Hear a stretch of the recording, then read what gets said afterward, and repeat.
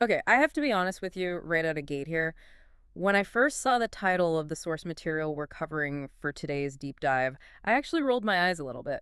Oh, really? Yeah, I did. It's titled Supa Mommy, and Supa is spelled S-U-P-A, and I just thought, oh, great, here we go.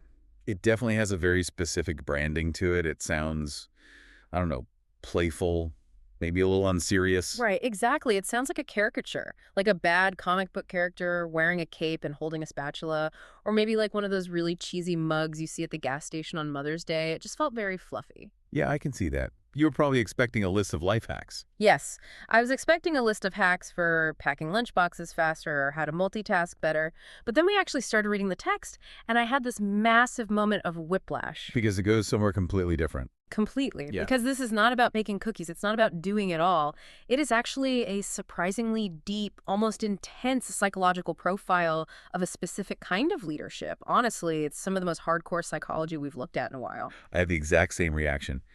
It takes that playful title and immediately pivots into something profound. It's defining a very specific archetype. Yeah. And I think the reason we really need to do a deep dive on this for you listening is because most of us have a very specific and often damaging idea of what a quote-unquote supermom actually is. hmm The cultural baggage around that term is incredibly heavy. It is. So let's actually address that first. If I say supermom to you, or to anyone listening right now, what's the image that pops into your head? Chaos. Right.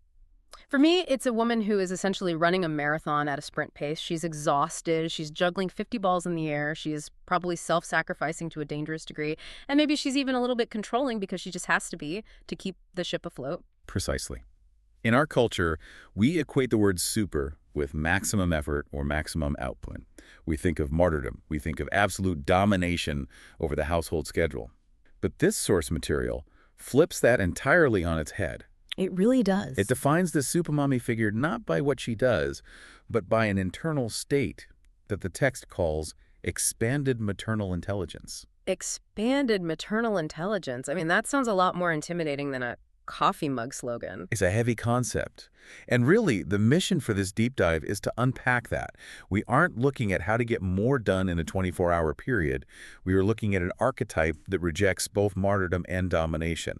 It's about something the text calls regulated power. Regulated power. That's a really interesting phrase to me because usually when I hear the word power in a parenting context or even in management, I think of force. You think of authority. Yeah, I think because I said so. I think of someone imposing their will on a situation. But regulated implies something totally different. It implies control, yes, but internal control. It's not about controlling others, it's about controlling the self. So our goal today is to understand how this specific definition creates stability. And I want to be clear right up front, while the text obviously focuses on mothers, as I was reading this, I was constantly thinking about CEOs, Oh, absolutely. team leads, teachers, even just friends. This is about grounded authority rather than force. Okay, so let's get into the specifics. The text starts with a bit of a via negativa, right? It defines this archetype by what she is not. And I think we need to spend some real time here because these aren't just throwaway lines. No, they're not. They are direct attacks on how we usually parent or how we usually lead. Agreed. The not list is essential because we have to clear away all those cultural stereotypes before we can build the new definition. So the first one that jumped out at me was this quote, "Supamami is not about control." Oh, And immediately following that says she is not domination. Now let me play devil's advocate here for a second. go for it. If you have a chaotic house with 3 kids, or say a chaotic startup that's missing deadlines, isn't control the goal? Like, don't you need to dominate the chaos? That is the baseline intuition, yes. Right. We think if things are out of control, we need to clamp down. We need to grip the steering wheel tighter. Right. But this text posits that true authority isn't about controlling other people's behavior directly. It argues that domination actually signals a loss of authority. Wow. Think about it. If you have to scream at a room to sit down, you have already lost the room. Oof.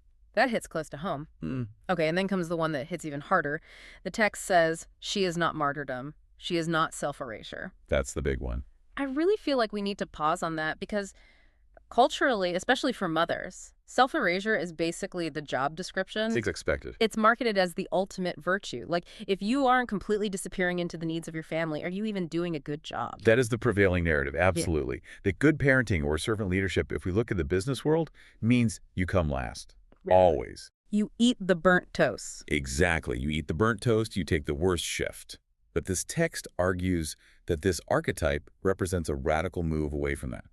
It says she does not collapse under pressure, and she does not compete for attention via suffering. Wait, competing for attention via suffering? That's the whole look how hard I'm working for you dynamic? Exactly. It's a guilt trip disguised as love. I did all this for you, so you owe me good behavior. The Supa mommy archetype doesn't play that game. She is steady, which naturally leads us to what she actually is. Right, the core pillars. Yes, Yeah. the text lists these pillars: emotional steadiness, protective instinct, and intuitive strength. But the phrase that really anchors this whole concept for me in the reading is loving containment. Loving containment. Okay, I have to be honest again, that sounds a little bit like therapy speak. It does a bit. It sounds nice on paper, like, oh, I'm providing loving containment for my team. But what does that actually look like when your kid is screaming in the grocery store because you won't buy them candy? Or when your project team is completely missing a crucial deadline? Is loving containment just giving them a hug? No, and that's a really critical distinction the text makes. It is not just softness.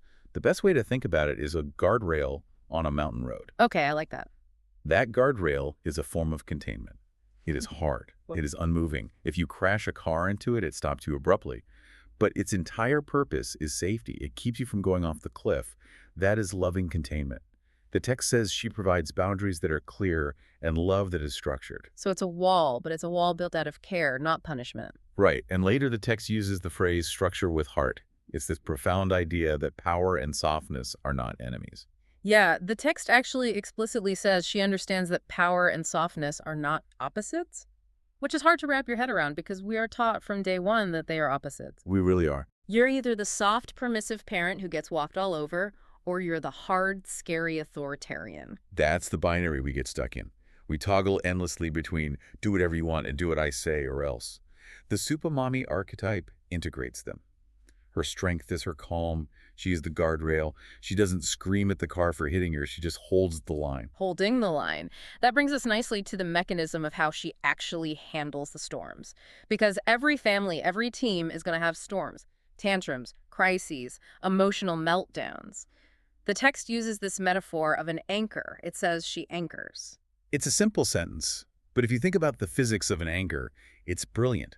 An anchor doesn't stop the storm. The waves are still going to crash. The wind is still going to blow. The anchor doesn't run around the deck yelling at the wind to stop blowing. Exactly. It just holds. The text says she holds chaos without absorbing it. Now, this is where I get a little skeptical. Because that sounds borderline superhuman to me. I mean, how many times have you walked into a room where someone is freaking out, your spouse, your kid, your boss, and suddenly you are freaking out?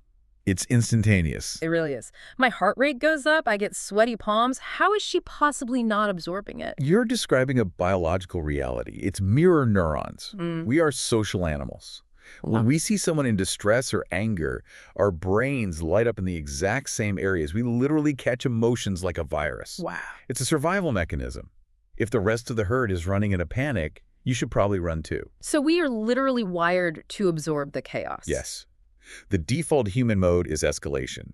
You scream, you panic, I panic. This archetype, the Supa mommy, has essentially mastered the art of overriding that biological default.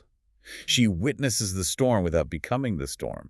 She protects without suffocating. So it's almost like she has an emotional firewall. That's a fantastic way to put it. The text mentions she's highly attuned. She notices shifts in tone. She anticipates emotional storms. But because she has that firewall, that clear differentiation between me and you, she can actually de-escalate. And she doesn't de-escalate because she's afraid of the conflict, right? Yeah. I think that's a really common trap. We try to fix the situation quickly because we are uncomfortable. Like, please stop crying because your crying makes me anxious. Yes, Yeah. exactly that. That is called enmeshment. That is using the child or the employee to regulate your own anxiety. Yeah. The Supa mommy de-escalates because she is already regulated. And the text is very clear on this. It says she is not passive, she is not reactive, she is responsive. And the text drops a really interesting line about where this ability actually comes from. It says Supamani energy appears when someone has healed enough to regulate others. Healed enough. That strongly implies a journey. You don't just wake up one Tuesday with this energy. You have to have done the work on your own triggers. Right. If you haven't dealt with your own stuff, you cannot be an anchor for someone else. You'll just be another boat drifting in the storm. That connects to the concept of sovereignty that the text mentions later. It uses the phrase soft and sovereign. Sovereign means you rule your own internal kingdom.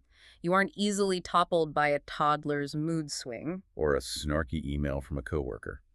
If you are sovereign, you know who you are. You don't have to put up armor or attack back because you fundamentally know you're safe. Okay, let's get really practical with this. I want to talk about boundaries because I know some people listening might be thinking, okay, she's an anchor, she de-escalates, she holds space. That sounds utterly exhausting. It sounds like she's an emotional sponge. Exactly, it sounds like she's just absorbing blows for everyone else. But the text actually outlines a huge boundary here. It says, she is not endlessly available. This is crucial. It's what the text frames as the self-care mandate. And notice how it's framed. It doesn't say she takes bubble baths because she deserves a treat. It says self-care is part of her structure. Right, it's structural, like the load-bearing walls in a house. You don't maintain the load-bearing walls because the house deserves a treat. You do it because if you don't, the roof literally falls in. Exactly. She knows burnout destroys leadership. If she collapses, the anchor is gone for everyone. So she chooses when to give. The text says she does not beg to be needed. That phrase, beg to be needed, is fascinating to me. It touches on that codependency trap again, doesn't it? Where we overfunction because we secretly want people to rely on us. It makes us feel valid, like, look how much they need me. I'm indispensable. Right. But if you need everyone to need you, you will inevitably create dependency. You will actively disable the people around you. But the Supamami archetype isn't interested in that. The text says explicitly, Supamami does not raise dependent adults. She fosters autonomy, she nurtures growth, not attachment to her. This is the part that I think is the hardest for a lot of parents or even managers. We want to be the hero. We want to be the one who swoops in and fixes the problem. But she steps back. There is a quote in the source material that I think we really need to dig into here. It sums up this entire dynamic perfectly. She can say, I see you, I support you, and I will not carry what is yours to carry. I will not carry what is yours to carry. Can we make this concrete? Because to some ears, that might sound a little cold. Like, not my problem, kid. Yeah. Give me a scenario. What does this look like in real life? Okay, let's take the classic forgotten homework scenario. Yep. The child leaves a huge project sitting on the kitchen counter. Oh, I've been there. Right. So the martyr mom rushes to the school, drops it off at the front desk, maybe even apologizes to the teacher for the child, and essentially saves the day. She carried the burden. Yep. Now, the authoritarian mom might scream at the kid when they get home, ground them for a week for being irresponsible. She uses fear to carry the burden. And the Supamami, what does she do? The Supamami says, oh, wow, I know you worked so hard on that project. It must feel awful to realize you left it at home. How do you think you're going to handle explaining it to the teacher? So she doesn't bring it to school. She does not bring it to school. Wow. She empathizes. She completely validates the feeling of panic. She offers support in processing the consequence. But she refuses to rob the child of the experience of that consequence. That is what it means to not carry what is yours. That's tough. That is really tough. Because in the moment, it feels like you're letting them fail. You are letting them fail. Mm-hmm. But you are doing it within that loving containment we talked about. You are safe to fail here. It's actually the ultimate sign of respect. How so? Think about it. Weird. If I carry your burden for you, I'm implicitly telling you that I don't think you're strong enough to carry it yourself. By refusing to carry it, but promising to stand by you and support you while you carry it, she is affirming your strength. That connects perfectly to the relationship dynamics the text lists. It says she offers safety without possession, guidance without control, and my personal favorite, affirmation without inflation. Affirmation without inflation. Mm-hmm. That means she tells you you're good, but she keeps it completely grounded in reality. She's not pumping up your ego with false praise. She's mirroring your actual capacity. It's that grounded authority again. Okay, so we have this picture of a woman, or really an energy, because like we said, this could apply to anyone in a leadership role. And this energy is calm, regulated, boundaried, and empowering. But I want to get to the so what. The impact. Yes, the impact. Why does this matter beyond just being a nice, peaceful way to live? What is the actual tangible impact on the environment around this person? The primary effect is stabilization. Hmm. But the mechanism of how it happens is fascinating.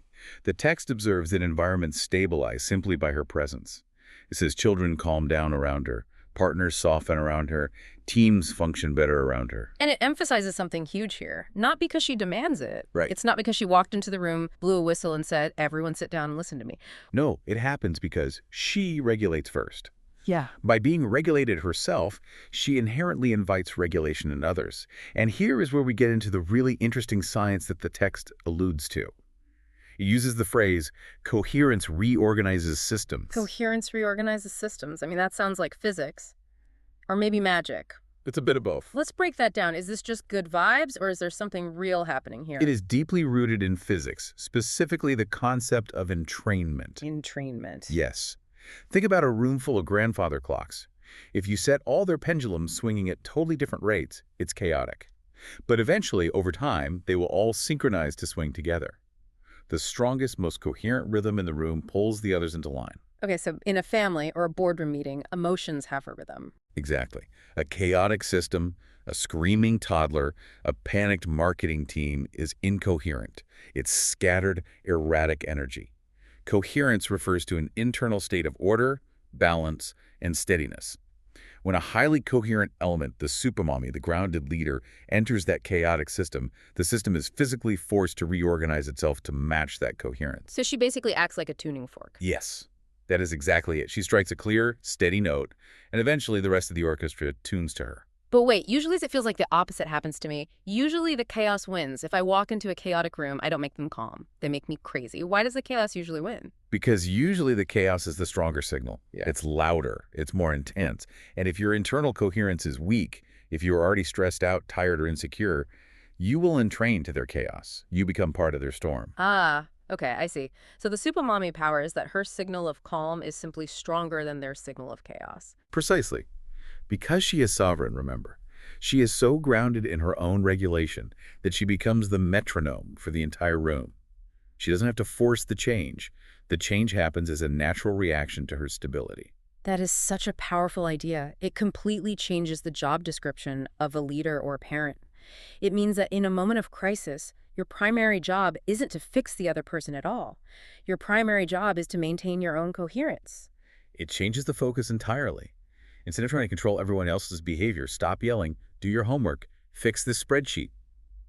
Your primary job becomes maintaining your own expanded maternal intelligence, your own regulation.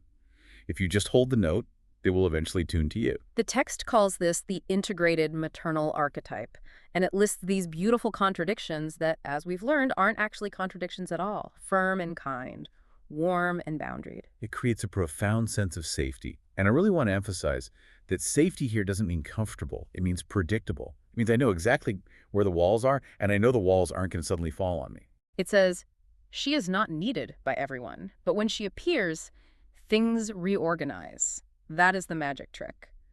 But as the text concludes, it's not a fantasy. It's structure with heart. It is a learnable state of being. It is entirely learnable, but it requires that massive shift we talked about. You have to stop viewing your value as how much you do or how much you suffer, and start viewing your value as how grounded you can be. So as we wrap this deep dive up, let's look at the summary of who this Supamami actually is. She's not the frazzled woman doing it all. She's not the martyr. She is the anchor. She is the one who is healed enough to regulate herself, so she simply doesn't have to control you. She's the one who says, I see you, but I won't do it for you. She fosters independence, and ultimately, she creates safety. Not by locking the doors, but by being a safe person to be around. It's a shift from doing to being. It's not about how many lunches you packed today. It's about the energy you bring into the kitchen while you're packing them. Are you a storm, or are you the anchor? And that applies if you are running a Fortune 500 company or running a household. The physics are exactly the same. So here is the thought, or maybe the challenge we want to leave you with today. We talked about how coherence reorganizes systems. Whether you are a parent, a boss, a partner, or just a friend, where in your life is there chaos right now? And the next time that chaos flares up, the next time the storm hits, what would happen if you didn't try to shout it down? What if you didn't try to fix it immediately? What if you applied the Supamami energy and focused purely on regulating yourself first? If you became the tuning fork, how would the behavior of the people around you change without you saying a single word? It's a bold experiment, but I have a feeling the music in the room might change. I think so too. It's time to stop fighting the waves and start being the anchor. Thanks for diving deep with us. See you next time.